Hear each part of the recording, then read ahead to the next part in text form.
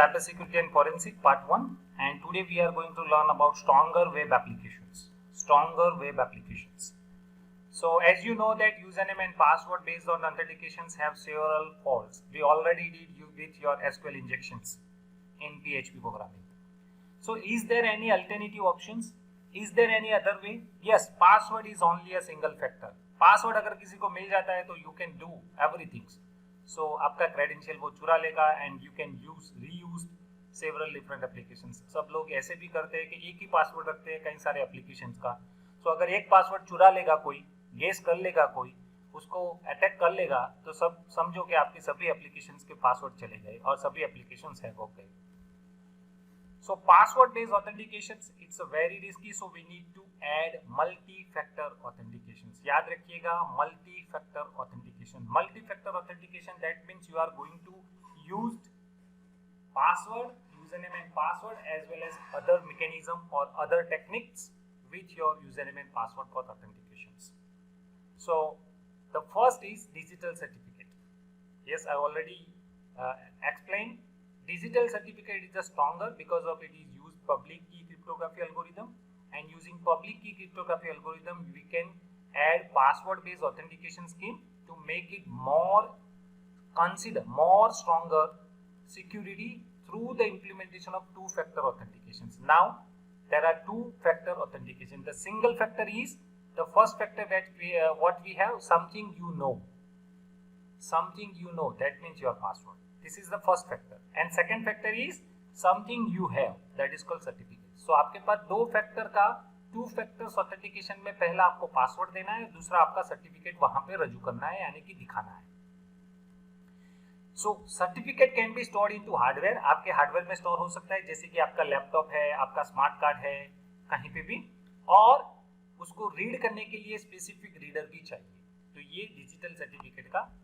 और दूसरा चीज आया साइट की, जो 2004 में आया था. 2005 तक उन्होंने 15 मिलियन कस्टमर को प्रोटेक्ट कर दिया था. और सबसे इंपॉर्टेंट चीज, फाइनेंशियल मार्केट के लिए उन्होंने ये ऑथेंटिकेशन टेक्निक बनाया था. ये रिजल्ट देखकर 15 मिलियन कस्टमर को प्रोटेक्ट किया. इसलिए ये जो टेक्निक है वो टेक्निक बैंक ऑफ अमेरिका ने इंप्लीमेंट किया 2005 में, और उन्होंने 13 मिलियन ऑनलाइन कस्टमर को प्रोटेक्ट किया. नाउ बैंक ऑफ अमेरिका ने ये जो टेक्निक यूज किया उसका नाम रख दिया साइट की, और ये साइट की RSA एल्गोरिदम को यूज कर रही है, यानी कि वो भी टू फैक्टर ऑथेंटिकेशन का मेथड यूज कर रही है. ये जो RSA डेटा सिक्योरिटी 2006 में यूज किया था, उन्होंने भी टू फैक्टर ऑथेंटिकेशन को यूज किया. अब टू फैक्टर में क्या रखा है वो देखिए. पहला उसका पासवर्ड, और दूसरा उनका जो डिवाइसेस उनके साथ कनेक्टेड है उस डिवाइसेस की इंफॉर्मेशंस. सो कभी कभी क्या होता था कि जब आप लॉगिन होते हो तो आपका डिवाइसेस जो ऑथेंटिकेट है वो उसको स्पेशल आईडी दे देते थे. यानी कि अगर मैं लैपटॉप यूज करता हूं तो उसका भी एक आईडी, अगर मैं मोबाइल यूज करता हूं तो उसका भी आईडी, वो पहले से सर्वर के साथ रजिस्टर्ड किया हुआ होगा. So if it is devices is connected, then user types its username and challenge the identifier image. यानी कि कैप्चा के जैसा एक इमेज आएगा उनके सामने, वो इमेजेस को उनको अंडरस्टैंड करना पड़ेगा. कभी कभी इमेजेस भी आता है, कभी कभी फ्रेज आते हैं. फ्रेज यानी कि आपको एडिशन पूछा जाता है, आपको मल्टीप्लिकेशन भी पूछा जाता है. For example what is the value of 2 multiply by 2, और ऐसा भी पूछा जाता है कि you are in a 21, you are as the age of 21 after 4 years what you have, or what is the age of your. So वो भी एक फ्रेज है, वैसे भी पूछा जाता है. So वो क्यों रखते हैं? बिकॉज ऑफ मैलिशियस अटैक ना हो पाए. ऑटोमेटिक मैलिशियस अटैक होते हैं जो स्पूफिंग करते हैं, वो चीज रोकने के लिए ये सभी सारे फ्रेज और इमेजेस रखने पड़ते हैं, जिसको विजुअल और टेक्सुअल ऑथेंटिकेशन भी कहा जाता है. नाउ अगर आप करेक्ट पासवर्ड डालते हो, इसके बाद पहले आपने अपना डिवाइसेस कनेक्ट किया, इसके बाद आपने यूजर नेम डाल दिया, इसके बाद आपने इमेज और फ्रेज कर दिया, इसके बाद आप करेक्ट पासवर्ड डालते हो, then and then you are log in normally. तो ये टेक्निक वहां पे यूज की है. लेकिन क्या ये सही है? Is it better security provide you? So उन्होंने कहा yes, because of there is a man in the middle attack founded नहीं हुआ था. उन्होंने मैन इन द मिडल का प्रिवेंशन किया था. कैसे प्रिवेंशन किया था जरा ध्यान से सुनिएगा. पासवर्ड मार्क ये जो टेक्नोलॉजी है वो सिक्योर कुकीज यूज करती है। सिक्योर कुकीज वहां पे ही भेजते हैं जहां पे SSL कनेक्शन हो, only send on the SSL connection. SSL का मतलब सॉकेट सिक्योर लेयर, उसी कनेक्शन में वो अपना कुकीज भेजते हैं। अगर किसी भी चीज के कारण ये जो फेल हुआ है हैंडशेक करना यानी कि कम्युनिकेशन फेल होता है SSL में, तो आपका जो सिक्योर कुकीज है वो उसको भेजा नहीं जाता है। सो ये बहुत अच्छी चीज है कि आपका SSL के कनेक्शन के अलावा वो कुकीज रखते नहीं है, और कुकीज रखते नहीं है तो nobody can attack you, so no more vulnerable than the SSL itself। तो SSL के अलावा तो हमारे पास कोई ऑप्शन ही नहीं है, और वो हमारा वनरेबल चाहे कुछ भी हो, लेकिन SSL कनेक्शन ऑन हो तब जाके आपको कुकीज मिलता है। तो कुकीज मिलता है जिसके बाद आपका ऑथेंटिकेशन स्टार्ट होता है। इसके अलावा बैंक ऑफ अमेरिका ने यह भी किया था कि कभी कभी peoples are used unknown devices, यानी कि उन्होंने रजिस्टर्ड किया था लैपटॉप लेकिन वो यूज कर रहे हैं मोबाइल से, तो उस दौरान वो क्या करते हैं, for that people to authenticate that unknown devices जो रजिस्टर्ड किए नहीं है, उनके लिए वो सीक्रेट क्वेश्चन पूछते हैं। उन्होंने पहले से ये सीक्रेट क्वेश्चन रजिस्टर के वक्त उनके पास से लिए होंगे। वो सभी सारे सीक्रेट क्वेश्चंस को ये अटैकर जानता नहीं है, चाहे वो कुछ भी हो। सो ये उनका एक तरीका था, तो ये उनसे पता चल जाता है कि ये किसी का अटैक है और किसी और का है। सो ये भी एक तरीका है।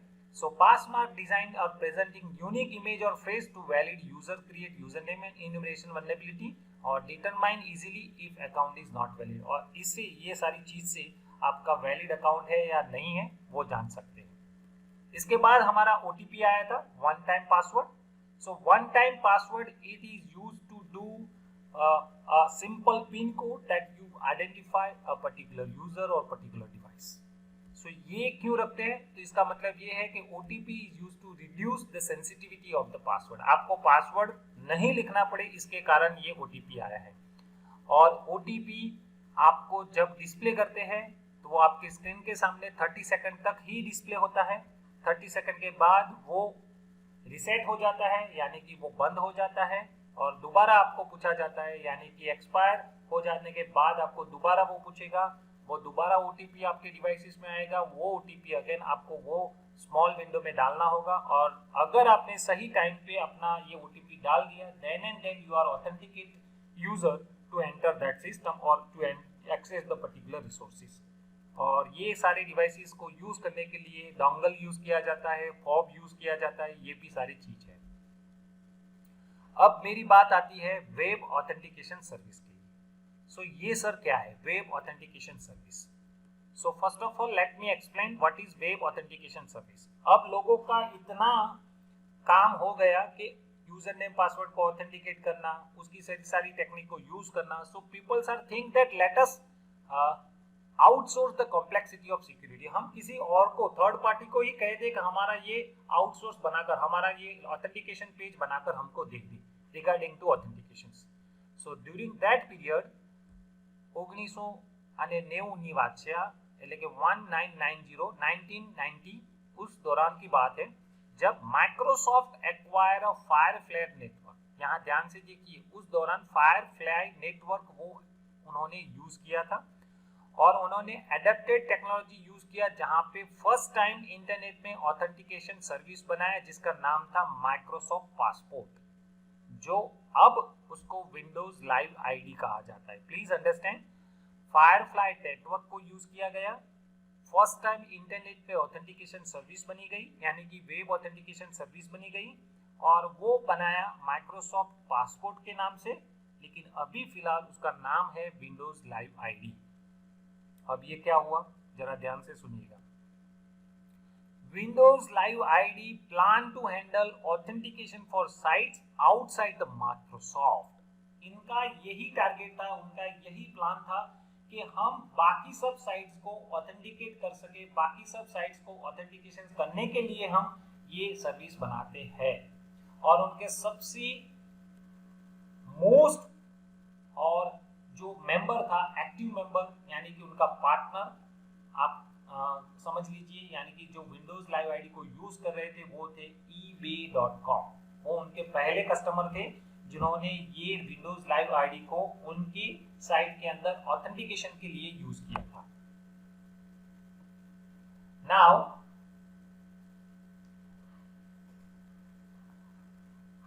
Service was never widely adopted outside the market, लेकिन ये ऐसा हुआ कि आपकी जो विंडोज लाइव आईडी की सर्विसेज थी माइक्रोसॉफ्ट की कंपनी के अलावा किसी ने उसको अडॉप्ट नहीं किया, because of they are managing by Microsoft and it is closely integrated with Microsoft service only, यानी कि Microsoft के प्रोडक्ट के साथ ही ये इंटीग्रेट होता था। इसके कारण बाकी सब कंपनियों ने और बाकी सब साइट्स वालों ने उसको अडॉप्ट नहीं किया गया।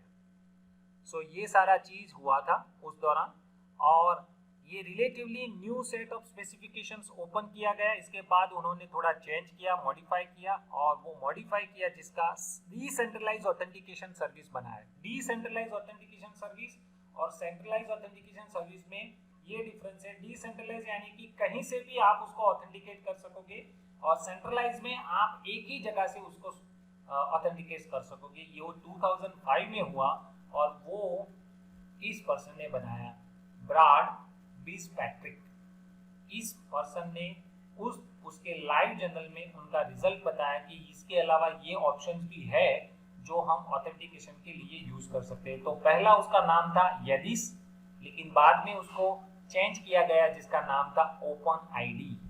ओपन आईडी, सो नाउअडेज उसको कहते हैं ओपन आईडी ऑथेंटिकेशंस। और इसके बाद 1 मिलियन ओपन आईडी और 9 मिलियन वेबसाइट्स को उन्होंने एक ओपन आईडी दे दिया था रिगार्डिंग टू ऑथेंटिकेशंस। सो उन्होंने ये नया टेक्निक यूज किया। पहले माइक्रोसॉफ्ट लाइव आईडी था, उनका रिस्ट्रिक्शंस उनकी माइक्रोसॉफ्ट की टेक्नोलॉजी थी। इसके बाद नया आईडी बना जिसका नाम था ओपन आईडी, जो लाइव जर्नल के अंदर ब्राड फिट्जपैट्रिक ने बनाया। पहला उनका ओरिजिनल नाम था यदिस, इसके बाद उसको रीनेम किया गया जिसका नाम था ओपन आईडी। अब मैं पहले थोड़ा इंफॉर्मेशन देता हूँ विंडोज लाइव आईडी का, और बाद में हम ओपन आईडी की बात करेंगे। So Windows Live ID it's a latest stage to evolution of Microsoft Passport service, और उन्होंने ये सर्विसेज को कहाँ कहाँ अप्लाई किया देख लीजिए। एमएसएन पे अप्लाई किया, हॉटमेल पे अप्लाई किया, मैसेंजर में अप्लाई किया, एक्सबॉक्स पे अप्लाई किया, चैनल 9 और बाकी सब माइक्रोसॉफ्ट सर्विसेज पे उन्होंने अप्लाई कर दिया। अब होता क्या है वो देखिए। अब Windows Live ID it's a digital identity. Digital identity, ये फिजिकल आइडेंटिटी नहीं है, डिजिटल आइडेंटिटी है जो इंटरनेट पे उसको आइडेंटिफाई करता है। So it has one or more claims that are used to authenticate users. वहां पे हम एक से ज्यादा भी ऑथेंटिकेशन क्लेम लगा सकते हैं, और उन्होंने ये क्लेम में किसको इंफॉर्मेशन में ऐड किया जरा देखिए। These claims may be comprised of informations। इसके अंदर कौन सी इंफॉर्मेशन उन्होंने ऐड किया, ईमेल एड्रेस को ऐड किया, ऑर्गेनाइजेशंस को, यूजर्स को ऐड किया, उसके रोल्स को भी ऐड किया, उसके रिलेशनशिप को भी ऐड किया, और ऑथराइजेशंस रिलेटेड डेटा को भी वहां पे उसको कंसीडर किया गया। यानी कि विंडोज लाइव ऑथेंटिकेशन के लिए उन्होंने ये सभी सारे इंफॉर्मेशन वहां पे ऐड किया था। अब ऑथेंटिकेशन में आप यूजर नेम पासवर्ड तो डाल रहे हो, साथ में आपको स्ट्रॉन्ग पासवर्ड्स और सिक्योरिटी पिन भी कॉम्बिनेशंस किया यूजिंग द स्मार्ट कार्ड और self issue Windows card space. Please understand, यहाँ पे उन्होंने विंडोज कार्ड स्पेस भी यूज किया था, यानी कि ऐसा एक कार्ड जहां से वो ये सभी सारी चीज को इंफॉर्मेशन को रीड कर सके। नाउ विंडोज लाइव आईडी ये जो कर रहे थे वो सपोर्ट स्पेशलाइज्ड मैकेनिज्म जिसको रेडियस प्रोटोकॉल कहते हैं, उसका प्रोटोकॉल का नाम था रेडियस, और उन्होंने ये सारा चीज Xbox 360 और उनके सेल फोन के ऊपर अप्लाई किया था ऑथेंटिकेशन करने के लिए। तो ये पहला चीज था विंडोज लाइव आईडी। और इसके बाद हमारा यदिस, जिसका नाम ओरिजिनली यदिस था और उसको अभी रिसेंटली मार्केट में उसको ओपन आईडी कहते हैं, और ये यूजर सेंट्रिक है, डिसेंट्रलाइज है, और ये ओपन विंडोज लाइव आईडी से थोड़ा चेंज है और अलग है। So key difference is open ID there is a no central authentication provider, जबकि विंडोज लाइव आईडी में सेंट्रल ऑथेंटिकेशन प्रोवाइडर था। यहाँ पे कोई नहीं है authentication provider. That means any number of organisation can become a provider, यानी कि सब अपने प्रोवाइडर बन सकते हैं। जिसको बनना है वो प्रोवाइडर बन सकता है। प्रोवाइडर यानी कि a person or a server will provide you services. So ये सभी सारी पार्टीज ओपन आईडी कंज्यूमर कहलाती है। जो ये सभी सारा प्रोवाइडर यूज करते हैं उसको ओपन आईडी कंज्यूमर कहते हैं। और नॉन ऑथोराइज यूजर को वेबसाइट सपोर्ट करती है ओपन आईडी से। यानी कि अगर आप किसी भी पर्सन को नॉन आईडी हो, आपके पास ओपन आईडी नहीं है, तो आपको करना क्या होगा, जरा ध्यान से देखिए। फॉर एग्जांपल slash.com ये वेबसाइट्स है और आप अपना ओपन आईडी सिलेक्ट करते हो किसी भी मेथड के साथ। So users prompted with URL specific unique identity होगा और उसका भी एक आईडी होगा, जैसे कि myopenid.com। वहां पे आपका यूजर नेम का आईडी बन जाएगा, जैसे कि यहाँ पे देख लीजिए आपका नाम .myopenid.com। इस तरह से आपका यूआरएल बन जाएगा और इसी यूआरएल को आपको यूज करना है regarding to entering your slash.com और इन दोनों को इंटीग्रेशन किया जाता है। यानी कि slash.com को और myopenid को इंटीग्रेट किया हुआ अकाउंट आप यूज कर सकते हो। यानी कि ये ओपन आईडी अपना यूजर का एक अकाउंट बनाता है, वहां पे उसको ऑथेंटिकेट करता है। ऑथेंटिकेट करने के बाद आपको slash.com पे रिप्लाई और फॉरवर्ड किया जाता है या उसको मूव किया जाता है। If user provide correct password then redirect back to the open ID provider to the original site for authenticate users. यानी कि आपको पहले ओपन आईडी पे ओपन जाना है, वहां ओपन करना है, वहां पे यूजर नेम पासवर्ड डालना है, वो सही हो जाए तब जाके वो रीडायरेक्ट करेगा अपने ओरिजिनल साइट के साथ। And users password required authentication credential and वो सही ढंग से पासवर्ड डालेगा तो वो यूज कर सकेगा। सो ये डिफरेंट ऑथेंटिकेशन टेक्निक भी यूज कर सकता है, जैसे कि वहां पे क्लाइंट साइड सर्टिफिकेट यूज कर सकता है, बायोमेट्रिक डिवाइसेस भी यूज कर सकता है और स्मार्ट कार्ड भी यूज कर सकता है। तो मल्टी फैक्टर में ये सभी सारी चीज वहां पे भी यूज हो सकते हैं ओपन आईडी में। सो विंडोज लाइव आईडी में और ओपन आईडी में ये डिफरेंस है, जरा ध्यान से अंडरस्टैंड कर लीजिए। विंडोज लाइव आईडी माइक्रोसॉफ्ट से बना है, ओपन आईडी किसी का भी सेंट्रलाइज ऑथेंटिकेशन प्रोवाइडर नहीं है। विंडोज लाइव आईडी माइक्रोसॉफ्ट की सर्विसेज के साथ ही सपोर्ट करता था, ओपन आईडी किसी भी सर्विसेज के साथ काम कर रहा है और वो नॉन सेंट्रलाइज ऑथेंटिकेशन है, जबकि ये सेंट्रलाइज ऑथेंटिकेशन है। विंडोज लाइव आईडी जो बनाया था वो स्पेसिफिक चीज को ध्यान में रखते हुए बनाया, लेकिन वो किसी ने बाहर की वेबसाइट्स को उसको ऑथेंटिकेट नहीं कर सका, जबकि open live ID number of websites को ऑथेंटिकेट करने लगा और उसका स्पेसिफिक यूआरएल बनता है। वो यूआरएल में आपको यूजर नेम पासवर्ड डालना है, ऑथेंटिकेट होने के बाद आप अपने वेबसाइट पे रीडायरेक्ट होते हो। नाउ तीसरा टेक्निक था विंडोज कार्ड स्पेस, जरा उसको भी समझ लीजिए। मैंने यहाँ पे आपको थोड़ा इंफॉर्मेशन दिया था विंडोज कार्ड स्पेस, यहाँ देखिए। सो यहाँ उनकी बात हुई थी ऑथेंटिकेट करने के लिए। कभी कभी आप जो विंडोज लाइव आईडी का जो डेटा स्टोर करते हो वो स्मार्ट कार्ड में स्टोर कर सकते हो, self issue Windows card space पे भी स्टोर करते हो। अब बात आती है विंडोज कार्ड स्पेस। ये टेक्नोलॉजी उस दौरान भी यूज किए गई regarding to application and user को आइडेंटिफाई करने के लिए, यानी कि कौन यूज कर रहा है। सो इसमें होता था क्या हुआ, तो उन्होंने ये चीज लाया। सो यहाँ पे उसका यूज है this technology use for the wallet purpose. ये डिजिटल वॉलेट के फॉर्म में काम कर रहा था, जहां पे you can store several variety of cards. वहां पे आप कई सारे कार्ड्स को स्टोर कर सकते हैं। अब कौन से कार्ड आते हैं आपको मालूम है, जैसे कि credit card, health insurance card, driver licence, gym membership card, ये सभी सारे वहां पे स्टोर हो जाते थे। यानी कि विंडोज कार्ड स्पेस में हम स्टोर कर सकते थे। So some identification cards such as credit card require a high level security। आपको मालूम है आपके क्रेडिट कार्ड सबसे हाई सिक्योरिटी वाला कार्ड है। हेल्थ इंश्योरेंस किसी के साथ आ जाएगा तो कोई इश्यू नहीं होगा, ड्राइवर लाइसेंस किसी के पास आ जाएगा कोई इश्यू नहीं होगा, जिम का मेंबरशिप कार्ड किसी के पास आ जाएगा कोई इश्यू नहीं होगा। लेकिन अगर किसी के पास क्रेडिट कार्ड आ जाएगा तो बहुत सारा इश्यू कर सकता है। सो credit card required a high level security and, जबकि इसका ओनर के पास ये होना जरूरी है, ये ओरिजिनल ओनर के पास होना जरूरी है। जबकि जिम का मेंबरशिप लाइब्रेरी कार्ड किसी के पास आ जाएगा तो उसका कोई इश्यू नहीं होगा और उसका कोई ज्यादा सिक्योरिटी भी चाहिएगा। So Windows card space it's a digital wallet applications that can employ manage their digital identity. वो डिफरेंट डिजिटल आइडेंटिटी को स्टोर करने के लिए काम करता है, आपको स्टोर करवाने के लिए यूज करता है। और नाउ ये जो डिजिटल साइन यूज करते हैं उसके लिए ये स्पेसिफिक परफॉर्मेंस काम करता है।